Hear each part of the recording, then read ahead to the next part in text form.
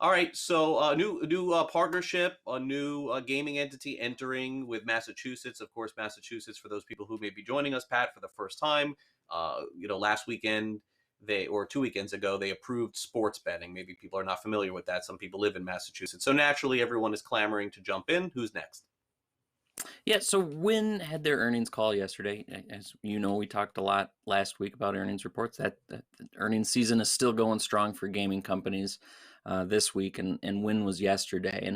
And Wynn has a big Boston casino, Wynn Boston Harbor, or Encore Boston Harbor, excuse me.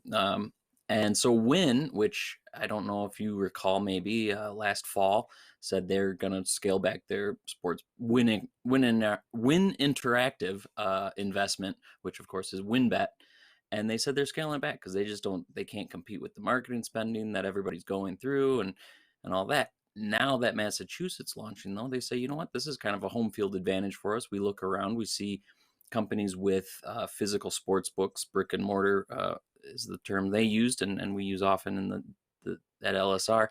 Um, Operators in states with brick and mortar sports books often end up doing well. And then that, of course, is because it's FanDuel and DraftKings and BetMGM and Caesars. But Wynn has a, huge resort in Boston. So they figure, hey, we can launch and put some money behind it. So they're bucking their trend of not putting too much money into it in Massachusetts with high hopes of securing some market share. Now that's going to be tough because Massachusetts, as it turns out, is also home base to several other big operators, including DraftKings. Barstool got its start there, of course, and Penn National has a brick and mortar casino in Penn Entertainment, which they recently changed.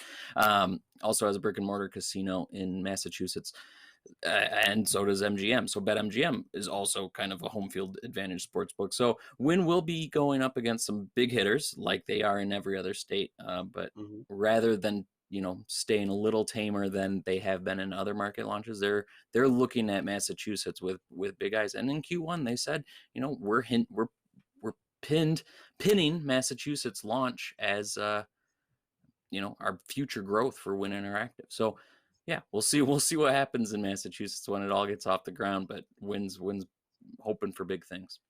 Yes, and a very prominent name, as we know, in the sports betting industry. A big fan of their product for sure.